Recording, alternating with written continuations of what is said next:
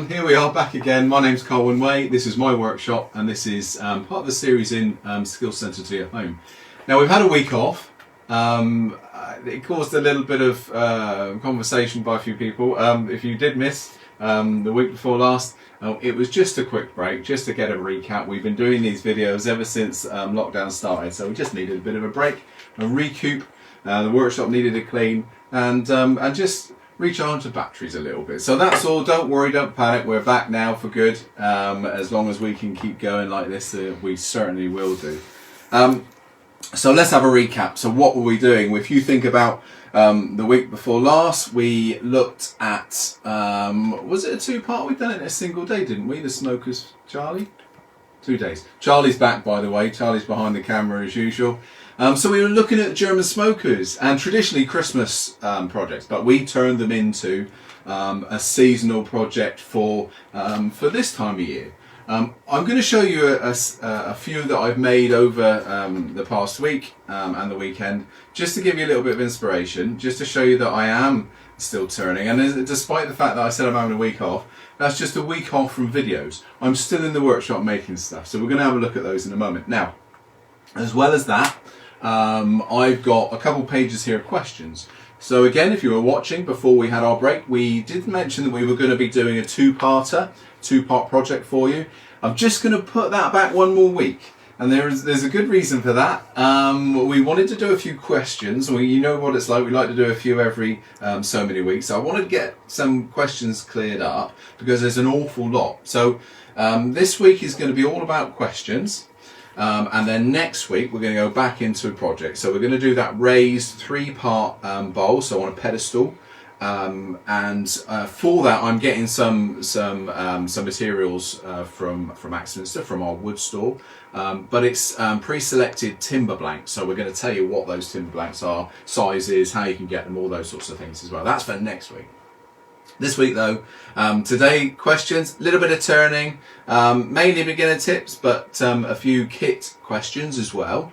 And for Thursday's going to be the technical side of it. So I've already got a few questions that I'm just going to sort of mention now, but we're going to look at properly on Thursday. Those questions are, and if you remember a few weeks ago we done things like thread chasing and long hole boring, so it's going to be that sort of thing. So on Thursday we're going to look at the eccentric spiraling chuck. We've got a few questions on that one.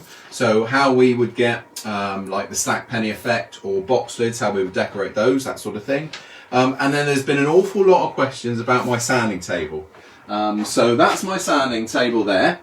Okay. We don't sell that anymore, Axminster Tools, we don't sell it. So we have a very, very good alternative, one that we've worked on for quite a while.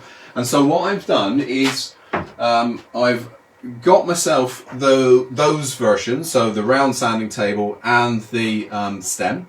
And we're going to make a sanding table from scratch. So we're going to make a wooden base. Then we're going to make the sanding discs, so a bit of plywood, faceplate ring, look at the Velcro, all those sorts of things. So do that from start to finish. So a couple of really nice little projects there that's really going to make your workshop work for you a little bit more.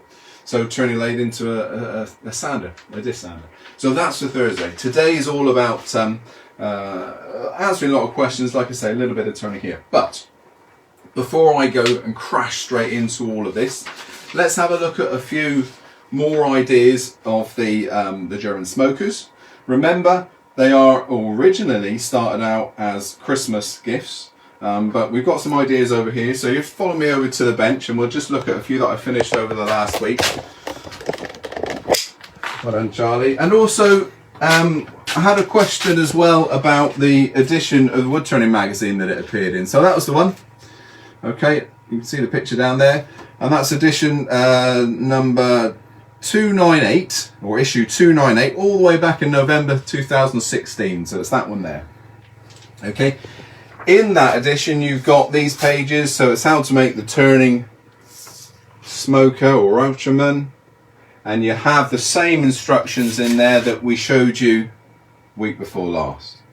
Okay, so you've got all the information. We've also got the information on Facebook, on the Axminster pages. We've printed out, or we've put down there the actual plans, so the sizing structure. Now, if you look at our figures here, now Charlie, sorry, I'd like you to come in nice and close, sir. First, to start with, we're going to look at our turner. So that's the one that you'll find in all the plans. I've added a couple of things here. So we've got our bowl gouge.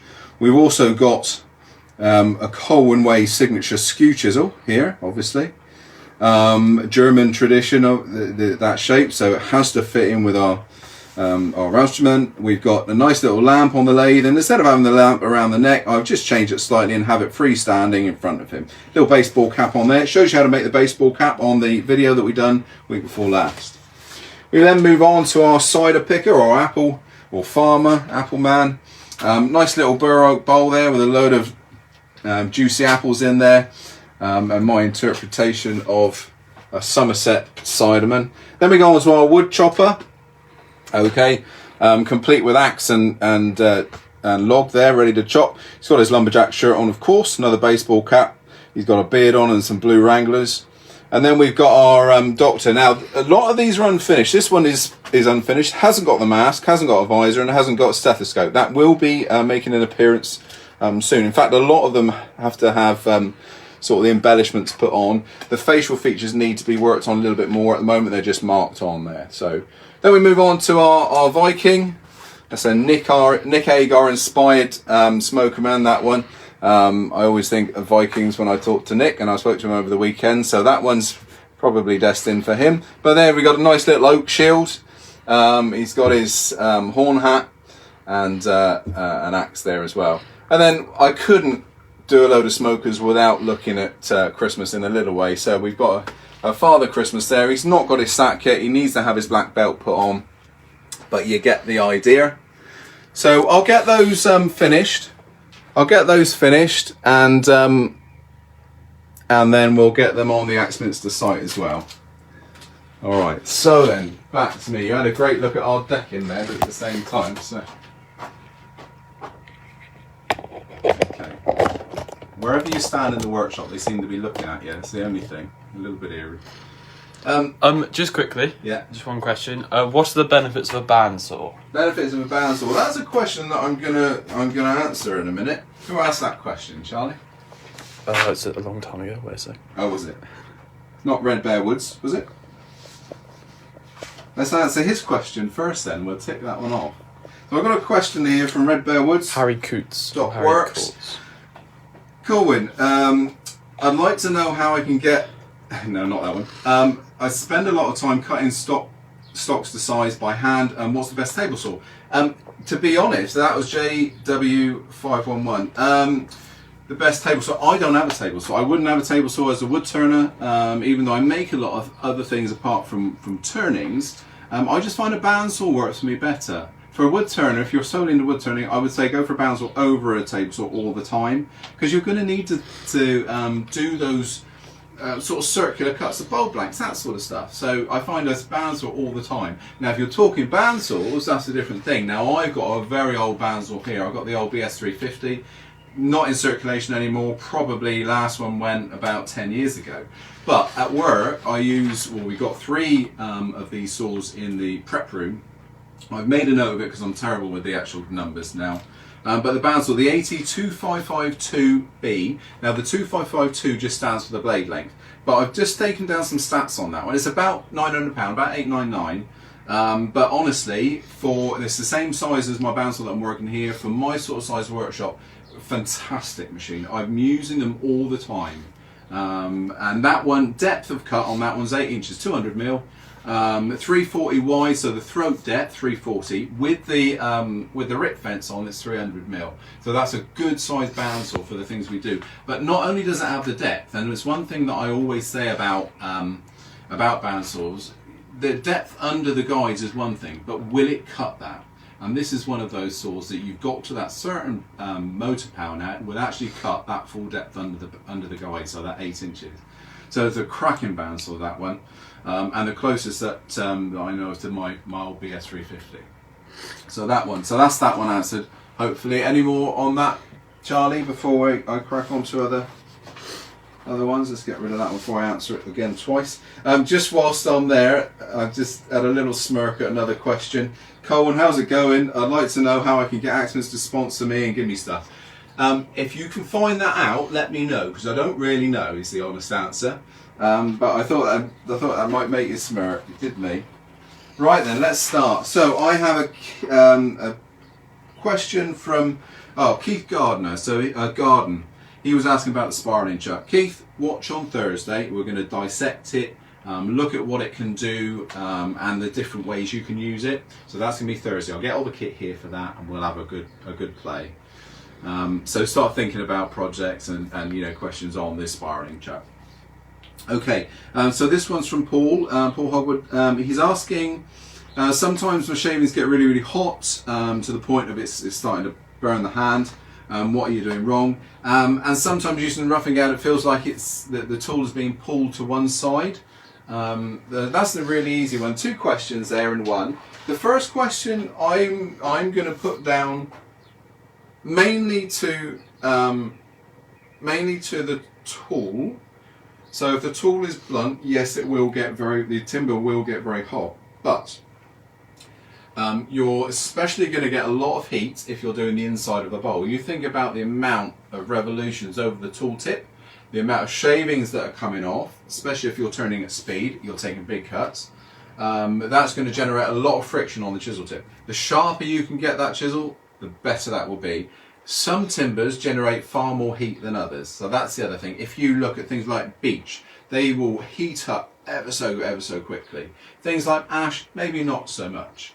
So it's down to the timber a little bit, down to how sharp the tool is, and down to the lathe speed as well. So all of those things. Are you doing anything wrong? Potentially, the sharpening thing, keep it sharp, keep the tool sharp rather than wait for it to go blunt. But yeah, sometimes that's just what it is. I would very much try and stay away from gloves. My personal view is gloves on lathes are dangerous. Because they have a potential for catching, so I always shudder when I see someone wearing gloves. However, I do know people use gloves and the other professionals that wear gloves, but for me, I think it's the wrong thing. I won't wear them. And the other question was, where are we? The other question was, about the roughing gouge. I'm going to answer a couple of questions. So someone else sent in a question about, and I'll get to the name in a minute when I find it again. About the sizes of roughing gouge. I've got two gouges here, two different makes, Henry Taylor and Crown, both 3/4, both different sizes, because they're hand forged. So this curve is done by hand, or rolled on a machine. It's not controlled. It's not like a CNC or anything like that. That's what you're paying for. You're paying for quality tools, both of these. So there's around probably about 3 or 4 mil difference between the two, but they're both listed as 3/4. Okay, 3/4, 20 mil-ish. But this one's slightly under, this one's slightly over. They both work brilliantly. All I would say, if you're doing bigger pieces, say you're doing 4, 5, 6 inch newel posts, go for a bigger roughing gouge. My standard work, this sort of size stuff, I'm using 3/4, whichever 3/4 you decide to use. The smaller 3/4 or the bigger 3/4, it's both the same 3/4 inch. So that was the sizes. Is basically that applies really with most of the tools. The bigger the project, you generally go to a bigger chisel. I'm going to be doing some videos in the very near future, the next couple of weeks, which are going to involve a new set of miniature tools, not only scraping tools but gouges and texturing tools as well. So we're going to look at those and the sort of projects that we can do with those. It just make things less cumbersome. And I know a lot of people out there have got benchtop lathes, so that sort of thing would be sort of some of the first things that you might have a go at. So that's what we'll do a couple of weeks. But to start with, the question about the roughing gouge being dragged away, and I get this a lot of the time when I'm doing beginner courses, because the handle tends to creep up on someone that's never used a roughing gouge before. The handle can creep up. Now what happens then is you have a tendency to be biased on one edge over another. So to have that tool stay still but still cut, you'll need to be cutting directly above the supported area of the tool. So the bit that's touching the tool rest directly above that needs to be the bit that's cutting. If you want to use the wings, we just need to turn the chisel over. So directly beneath that, again, that's cutting.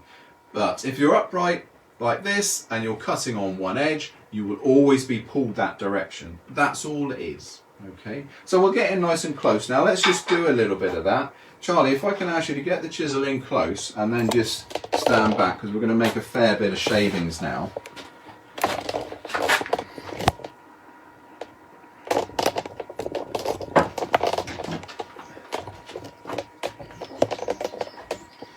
Lathe speed to 0, always. You've probably heard me say that every single session. Before we start, yeah, I think that's all right, Charlie, isn't it? I want everybody to see the chisel. All right, yeah.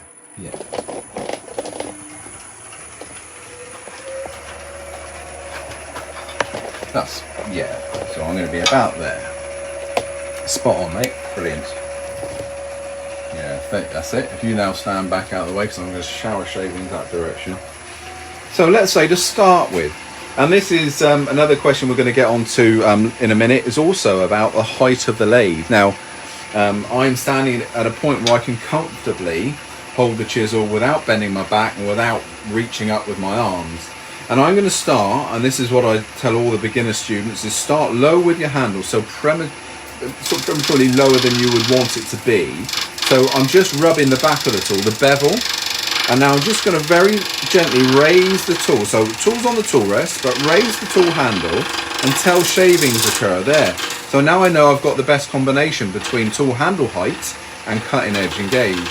Now all I'm going to do, nice and gentle, is just run to one edge. Okay, now initially that's just a gentle cut. You'll start increasing that cut. You can start increasing that cut the more confident you get, but also the more of those corners you get gone. Because at the moment you've got nasty corners there, you don't want to take too big a cut. Things start to split away. So my handle at the moment is in line with the steel. Okay, if I bring the handle round either side, then I'm going to be cutting with the wrong part of the chisel and it will pull across. Or I might just bring the handle up too far and then it pulls across like that. That wasn't me making that happen, that just happened, guys.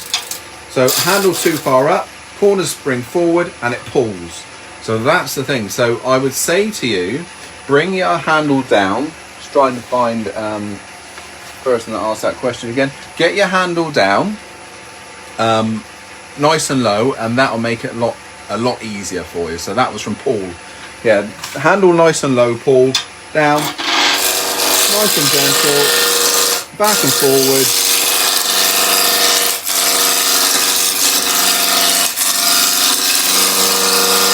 So now I've got to that sort of position, I would do one thing now. Check security, make sure everything's nice and tight. I would go from my 1400 up to about 1800, and I can now finish off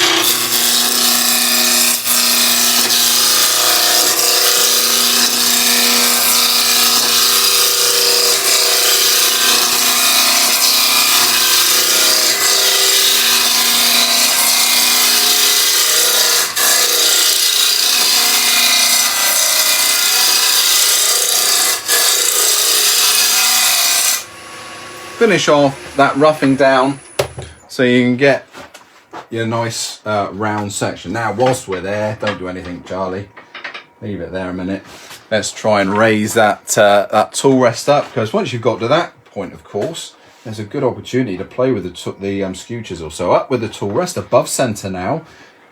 Tool rest height for rough and gouge just below center. Now we're above it because we're going to use a lovely skew.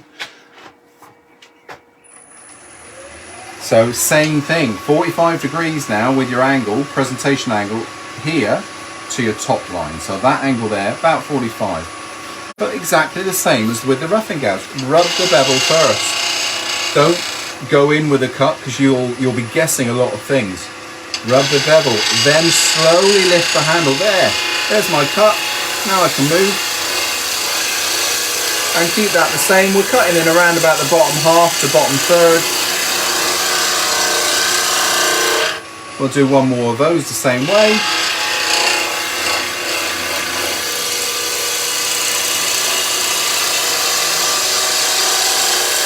bevel rubbing. The bevel's protecting us from any of those catches. Come back the other way, 45 degrees, rub the bevel, lift the handle, there's the cut.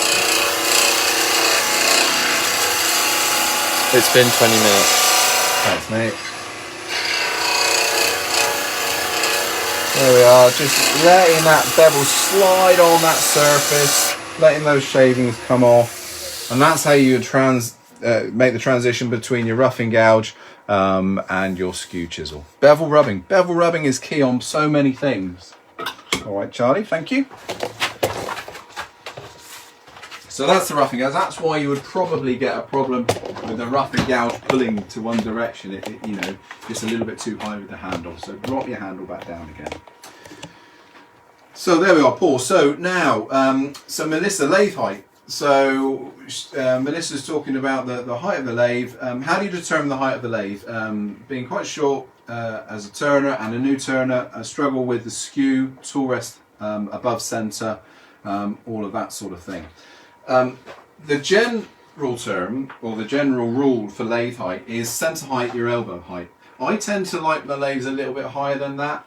Now, in the skill centre, what we do is we've made platforms, little mini stages really, out of good quality plywood, decent thick plywood.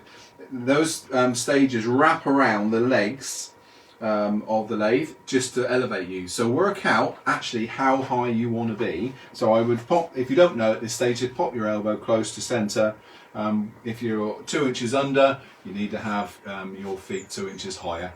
So make a platform that height. Make it plenty, you know, of decent size. And like I say, you need it going under the lathe because we don't stand just before the footprint of the lathe. We actually stand into the lathe. So you need to have it in a little bit.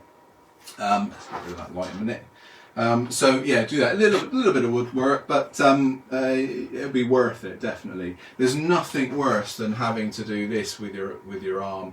You know, your shoulders will be killing you after a while. So you need to have that right height, and also your back. Your back will be really painful if you're too tall as well. In that case, it'll be the lathe that you have to elevate a little bit. Okay. So about elbow height to centre. That's the rough idea of where it should be. I like it a lot higher if I'm going to do hollow forms, for instance, because you're hollowing down inside something, and you'll have a long handled chisel, and it's ever so easy to start bending down all day, and then you will know the back. So you've got to be stood upright, hollowing tool underneath your armpit, and comfortable. So a lot higher for me when it comes to things like that. Okay, so next one, moving in position. So I've just ordered the same lathe as you, Colwin. Wow, so one of these, excellent. And can you say how difficult it is to manoeuvre into position? Got to go into the garage, through the garage into the workshop, and up a step. It's a lump. It is a lump. Depends on if you've ordered the legs. The legs will come separately. The lathe itself comes in a box pallet, so a wooden bottom with a cardboard outer. So first thing I would do is break the cardboard outer off. If you've got a set of sack trucks, make sure everything's tightened up, because the sack trucks, you can just tip it on its end, put it onto the sack trucks and roll it in. Otherwise it's going to unfortunately be a case of getting someone else, but you can strip it down. The headstock has to remain on the bed. That's one thing, because it's all connected via electrics. But you can certainly take off the tailstock and the tool rest and all that, get that gone. Manoeuvre that to halfway, a couple of strong lads, lift up and move. When it comes to fitting it onto the legs, now I've done that on my own plenty. Basically bring the headstock up so it's outside the footprint of the bed. Tip it on one end, then you can screw one leg in, and then you can lever it up and down onto the other leg, and then screw that in position. Okay, it is a two-man job, if not three, but I have done it on my own. But you just need to be careful, cautious, all those sorts of things. I don't try to do it too much nowadays. We've got little scissor inspection trucks that we can use for that in my place of work. But here, that's exactly what I had to do. I had to lever it up and do it that way. So yeah, just be a little bit careful with it. And lever rather than lift. Okay, so the other question, the same one from Mike as well. Will the Axminster chuck jaws fit the Sorby Patriot chuck? Unfortunately not. It's like having one make of car parts fit another. It just doesn't happen. Each manufacturer doesn't look at everybody else when they're doing it. They make what they think is the best of their best version of a chuck and jaws. So no, they won't look at each other. Unfortunately for us, no, it's not. You can't fit everything on everything. Sorry. So Dave Bradford, what issue number was the Woodturning magazine? Was the article of the German smoker? Remind me, bottom right hand corner, Charlie. It was 2. Issue number 2. Yeah, just above the circle. Yeah, let me have a look. Oh, 298. 298. So issue number 298 of Woodturning magazine. Just show the front cover again, Charlie. Okay, now, so, hi Colin, this is from William Watford. What would be the best grind on a bowl gouge for a beginner turner? I tend to go with 55 degrees. 55 degrees all the time. Well, I say all the time, no, that's not true. Most of mine, 99.9% of my gouges are 55 degrees main angle. Occasionally, I'll put a secondary bevel on there on the heel. Just to make cutting the inside of a bowl a little bit smoother, a better finish, less tear out, break out, all those sorts of things. But the main primary grind I've got is 55 degrees.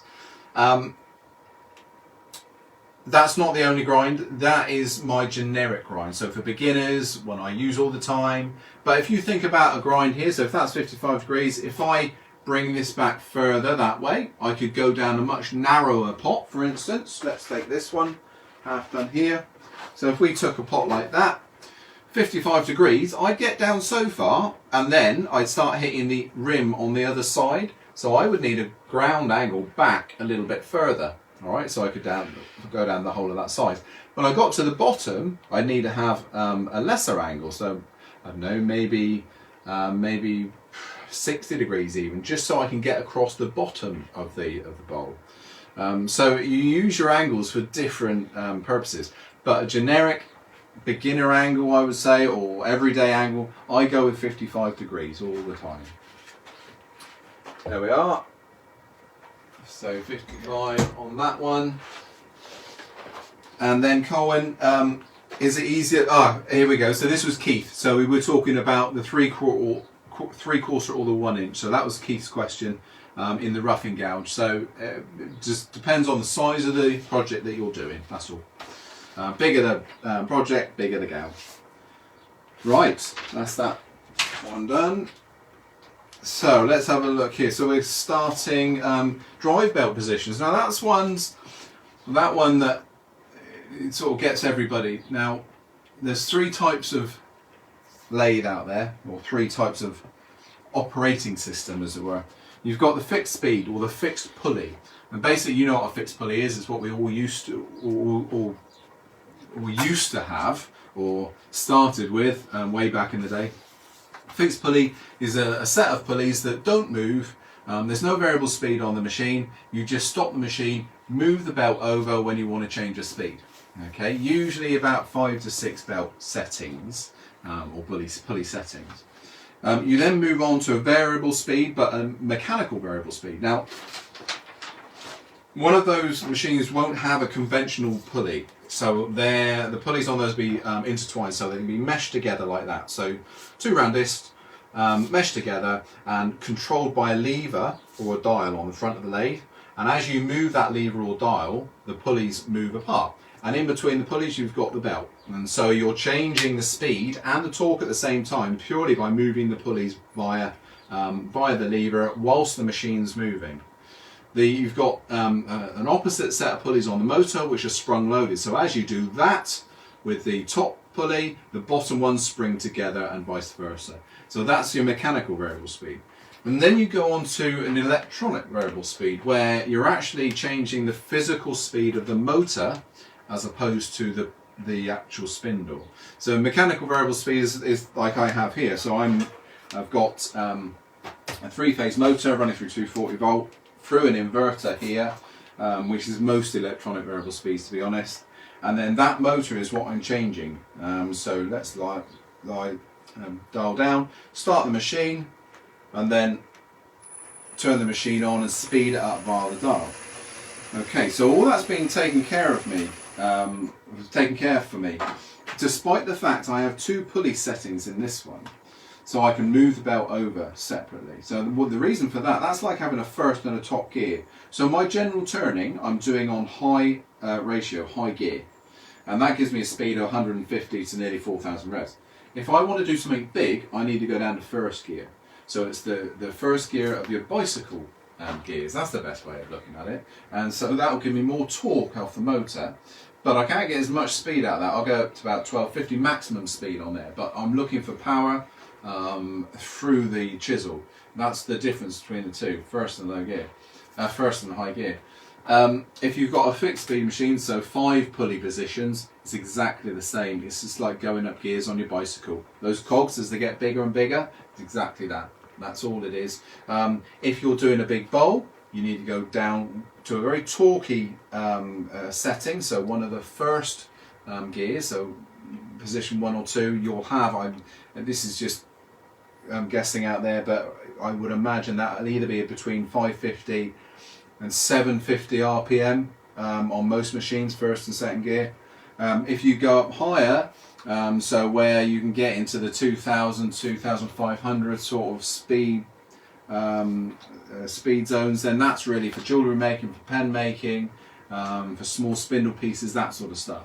So faster you go, the smaller you go, the bigger and more power you need, the lower you go in terms of gears, so down to first setting gears. So that's why you would use different belt settings at different times. So what's the best position for dry belts for making bowls and pens? So there we go. So pens high, bowls down low, anything else in between. I've got a lathe dust extractor, bandsaw, PPE. What next? From Creative Constructions UK. Well, where do you stop? I'm just going to look around my workshop just to give you an idea of what I've got. It's a nice workshop, nicely equipped workshop, but it's not over-equipped. And that's the thing for me. I'm talking about a table saw earlier. I have no use for a table saw. I use my bandsaw for pretty much everything. I would say you may have just not mentioned it, but what about sharpening system? For me, sharpening system's essential. I've got my my trades slow speed grinder down there. I've got it set up with a CBM wheel on one side, aluminium oxide on the other. I've got a mini compressor there set up with my airbrush regulator for my airbrushing. Let's have a bit of a pan around, Charlie. Okay, so we'll go down this side first. So my bigger Swan compressor. Okay, lovely little compressor that one. I use that one an awful lot for air tools and sanding on the lathe, for just dusting out if I'm doing hollow forms, that sort of thing. Because it's so quiet, it's one of the quietest compressors, without saying it's a low noise compressor. It's so quiet, it's lovely. So that's that. I do a lot of resin, so I've got my pressure pot there, all ready and set up for resin. So we got planer thicknesser. Now I use a planer thicknesser. This is really challenging Charlie now, taxing him to pan around. He wasn't expecting this. My planer thicknesser here. This one's a 10-inch. Next time I'm going to go for a 12-inch. I really miss having that extra width on board. But I use that all the time, and I'll tell you where, as a wood turner, I use that. If I get any big commissions for trophy bases, and I do them in hundreds, batches of, it's far easier to plane all your boards. Have I got any that's really done here? There we are. Plane all your boards to thickness, so then on your trophy base, all you have to do is screw chuck and work the outside form, or take out the recess for the trophy on the top. You don't have to do too much. You don't have to work the faces. So I thickness to size on so many things, including things like the smokers and things like German nutcrackers, all those sorts of things. All thickness to size. I just find that far easier. Then we'll go around just quickly to the bandsaw. So that's my BS350. Like I said, the 2552 is the equivalent to that nowadays. You see my elaborate tech setup here, by the way. I can't get the router any closer. So that's that one. Just underneath the sheets here. So this is, you haven't seen this yet, this is my new extension for my dust extraction. Still working off my old dust extractor. New dust extractor back there, ready to be plumbed in. I managed to find a little bit of a wood store in there as well. That's saved me a huge amount of room, by the way. So dust extraction. Let's have a wander around, Charlie. You don't want to see my messy cupboards. Pillar drill is used on a daily basis as a wood turner. I find I use that so much. Sash cramps, hammers, axes, that sort of stuff. A second bench grinder, because you can never have enough grinders. Sanding system, you can see because it's loaded up with other bits and bobs, I don't use the sander that much. I have got some projects that I do want to use that on fairly soon, but there's the sander.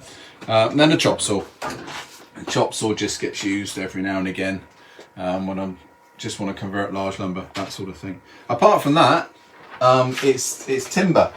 There's a few planks back there, but hollow forms and bowls drying and tools and things like that. So it's not a huge amount. I would say that probably the biggest thing you need now once you've got a kit is time. And I say that a bit tongue in cheek because we've got plenty of time. Or we've had plenty of time in the past few months, probably not so much now, but that's it. This says, which Swan is that, 30 or 50 litre? That's the 30, I think. Say on there. It's the 30. It's not the biggie. And can you switch the compressor on?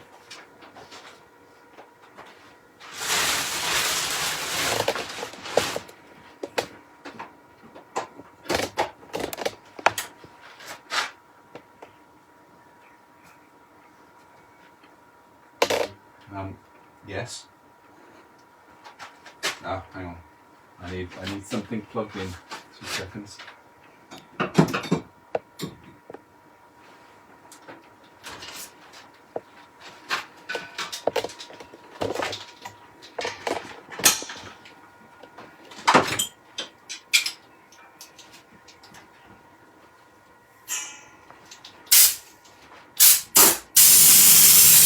Hang on, it's full.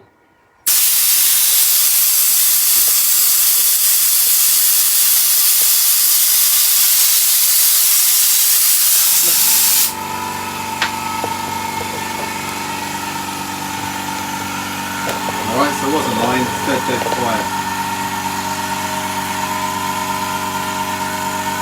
And that will go on, that takes probably about 20 seconds, 25 seconds to fill up the tank. And I use that on air tools for air sanding. I use it for spraying, small scale spraying with my touch-up gun, dusting like that for the hollow forms, that sort of stuff. So quite a nice compressor, and it was the volume of the compressor that made me buy it. That was the thing. When I first heard it running, that made my mind up. And the upright style I like as well. There we are. Someone says that they're thinking of buying a signature skew. Which size would be the best to start with? It very much depends on what you're doing. So if you're into pen making, into smaller things, then I would definitely go for the 12, which happens to be my favourite, only because of the shape of it, the way it works in the hand. But the bigger one, that's your all-rounder, if I'm honest. So the all-rounder, you'll find you'll use that more. It's obviously a lot heavier than the small one. You'll use that one more. My least favourite, I probably shouldn't say that I have a least favourite, but is the middle-sized one. I'll use that for everything, and then on real small stuff that's too big for, I'll go straight to the small one. That's it. My original one... It's been 40 minutes. It's been 40 minutes. My original one's the German one. They're very, very big. They're very long, but it's just a bit scary. I felt a bit scary for this country, so we've gone with slightly shorter versions. So there we go. So what else have we got here? So PPE, yeah, and that. So what's the best way to eliminate tear out on bowl turning? I'm guessing you're talking the. Well, no, you probably aren't actually. I was going to say, I guess you're talking the inside of a bowl, but you might not be. It might be the outside. Direction that you're travelling in with a bowl gouge, that's everything. So if you cut against the grain, yes, you're going to get tear out. You'll get tear out on the two end grain areas.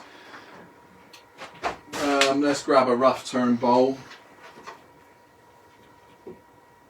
Oh, let's do the cleaner one. I just grab that one. So if we take it, this is a rough turn bowl, waiting to be returned. Now it's all dry. Okay, so it's gone nice and oval. But that bowl, if that's on the lathe, you come a bit closer, Charlie. If that bowl's on the lathe like that, so your faceplate would be here, you've shaped the outside. When you're turning, if this is a conventional bowl blank, so the grain's running this way.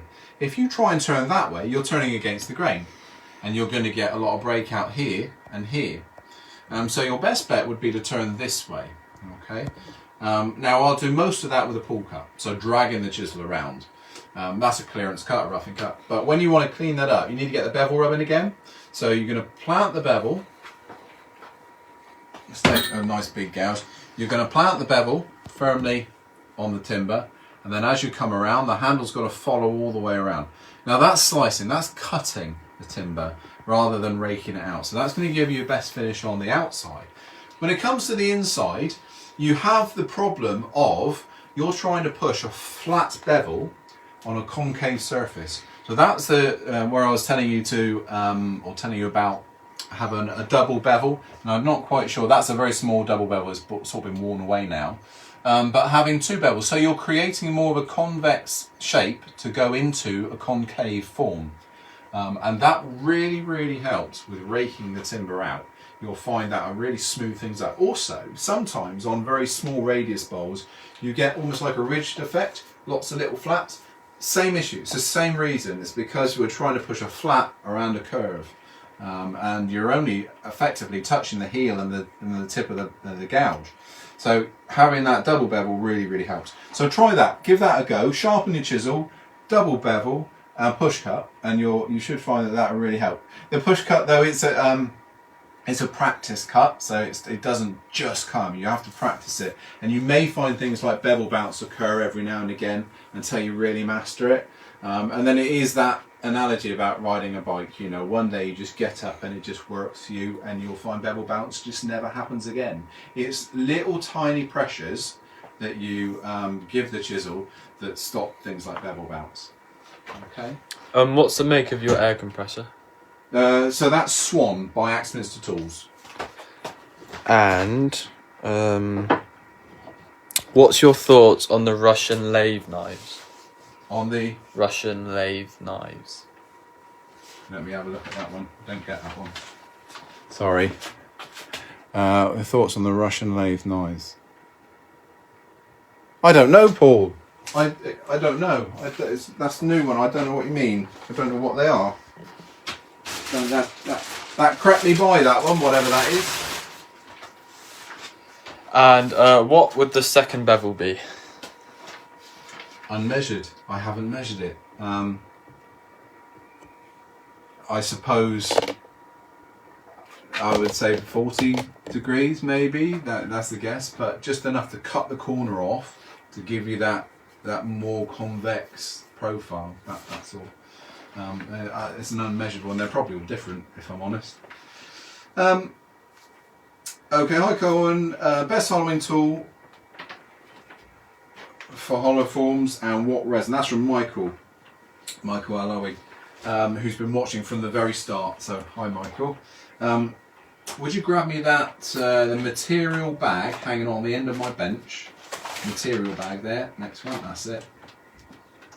So two of my favourite resins, I use them an awful lot, and they're my favourite resins for specific reasons. One, we do, Axminster Tools, so Ecopoxy, love Ecopoxy. Ecopoxy, either the liquid plastic, Okay, liquid plastic, or what's it called now? It is the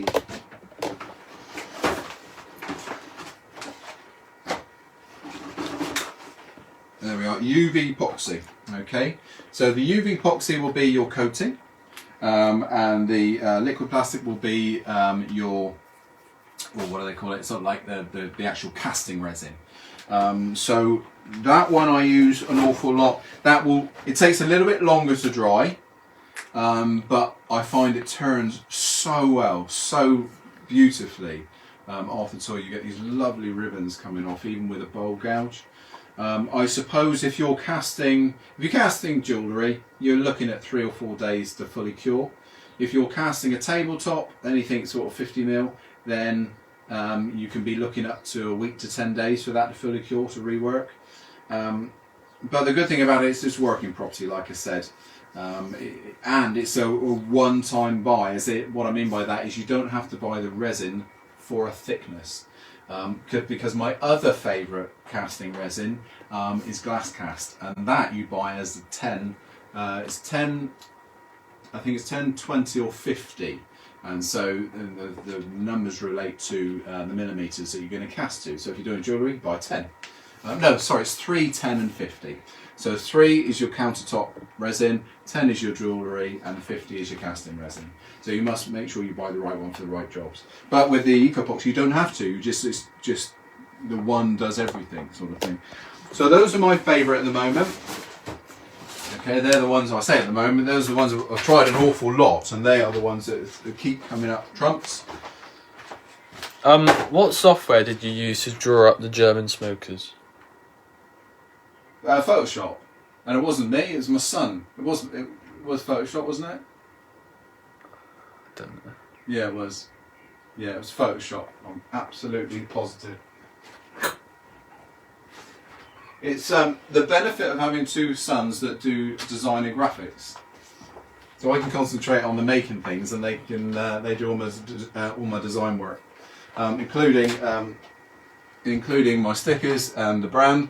CW makes is all their work, so they look after me in that way. Next question. Sorry, that's about me. Next question. Favourite tool for hollowing, doing hollow forms, that sort of stuff. I'm a massive fan of the woodcut. That's my double-handled woodcut. Okay, using it with the actual steel back into the handle, so that's resting on the tool rest. Nice double hand, and what we were saying earlier, I can get that underneath my armpit, just relax onto the chisel and just leave around, let it do the work. So that big one there, for any of the bigger pots, just pan the camera up here, Charlie. So any of the real big stuff, going right the way up to sort of that sort of size internally. These are all roughed out ready, but that's all woodcut. Stuff done with those. Now the other thing you got to think of when you're doing hollow forms, now that they're all done with wet timber, is that will produce lovely shavings, lovely ribbons, almost sort of this sort of thing. Now that's okay, that's wonderful. Nice open vessels like that. If you're doing not particularly small hollowing, but something like that, maybe even smaller in the hole, you don't want shavings like that, you want chips, you want something that you can pour out. Okay, so that would be the time to go for something like a scraper, go for a probe type hollowing system. So I've got a couple here. That's the Axminster one, so that's I'm going to try and tell me where I'm right there. So that's the type of hollowing system that I would use if I'm doing a very small opening. So you're not going to be sort of tied up with lots of ribbons, but you get nice little chips coming off of that one. So that's the sort of thing, in the same sort of handles. That's the double-handled one. You've got 10 minutes. Lovely job, thank you, Charlie. Or a slightly short one for the smaller hollow forms there. Okay, I use them all the time. They just work as long as you keep them sharp. One thing they won't do is work when they're dull at all. With a gouge or skew even, you can bully your way through timber, whether it's blunt or not. even though it doesn't work nicely. But those, they'll clog up instantly if you try to cut with a blunt tool. So you've got to keep them razor sharp and continually sharpen. Just with the diamond card. So that's the DMT, little diamond card. I've got another little diamond file back here. I always keep them in my back pocket, but those, just a little touch up, keep it sharp rather than wait for it to get blunt. So that's hollowing tools, yep. Will you be doing a video on polishing resin? I can, yes, I can do. I haven't had anything set. We could probably do some jewellery. I did do some jewellery. There is a video you can look back on making the pendants. Have a look there. I can't remember whether we polished the resin ones or not. But I can make something happen, yes. Yes, give me a couple of weeks and we'll get something together. Only because we've got the next few weeks scheduled out. But yeah, we will do something. Charlie, take a note of that. Nice one. Question, pin jaws. This is a really good question actually. So we, Axminster Tools, we do the Evolution chucks. Evolution chucks are these guys. Let me get okay, Evolution chucks. They're all Evos. Those three, including that one. But that's a 114. We also do the Evolution or the SK100. Now, what you'll find with certain jaws, okay, there's the SK100. Okay, I've just got a set of soft jaws on there at the moment. You have two sizes of mounting jaw. The mounting jaw is the bit that connects your chuck to the jaws.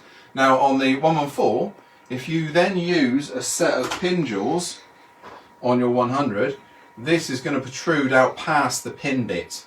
So you will need to make sure you go for the 100 mounting jaw if you want to use the pin jaws and go all the way through and into the lathe. Okay, they're too long. That's a 114 mounting jaw. You need the 100 mounting jaw. They'll both fit it, but you won't be able to then put a dowel through and into the lathe. Okay, so that one you will. So I hope that answers that one. A really, really good question. By Sleeping Dog. Okay, we're getting there. So please can you tell me the part numbers for the table? Yeah, someone from one of the tech guys that are doing this, that are watching this, Lily or Tom, they put that information up. But I'm also going to take you through how we make one of those on Thursday as well. So you're going to have all the numbers again on Thursday. But Tom or Lily, if you're listening, could you put up the numbers of the Evolution round sanding tabletop? Just remember, if you're going to buy that sanding tabletop, you need the stem to suit your lathe. So just check your stem size and make sure you get the right one to suit. Icon, what issue number? Drum smokers, we've done that one. That was 29 something. And then lastly, another person buying one of these lathes. Due next week again. Sounds like the transport guys are going to be busy next week. Should I have my tools behind me, or should I reach over the lathe to have the tools on the wall? It's difficult, isn't it? You know, if you've got a wall here with your tools on it, you're going to be tempted to reach over with the lathe spinning. And I always feel that, you know, there's a lot of potential there for risk, for damage to you. I will personally have them behind me. So, you know, to do that, you've got to manoeuvre your lathe, especially if the workshop's fairly small. The other thing, if you're going to be doing any long hole boring, that sort of stuff, you need access to the tailstock. You need to be going or boring through the tailstock, the same hollow forms and that sort of stuff. Don't forget, you're always going to need to be able to get to this end to use your knockout bar as well. So all those factors, I personally, that works for me. It also looks nice on camera, not that you're going to have to worry about any of that. But I just find that safe, it's out of the way. And yeah, just a little bit, for me, a little bit safer, that's all. That's all. Any more questions there, Charlie? Because I think we've about exhausted our time and the two pieces of paper. All right. So we'll just stop by just having one last look at the smokers. I'll just tell you again about next week. Next week is going to be a two-parter, but this week we're going to look a little bit more technical stuff.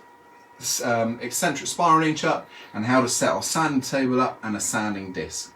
Alright, so from me, I'm going to say goodbye now, but we'll just leave by looking at the smokers. Have a fantastic couple of days, enjoy your turning, guys, and keep sending in those pictures, because we've had some great pictures of smokers coming through. There's lots of Santas that I've already seen. But try something else. Your imagination is your only limitation. So from me, see you Thursday. Happy turning. Bye bye.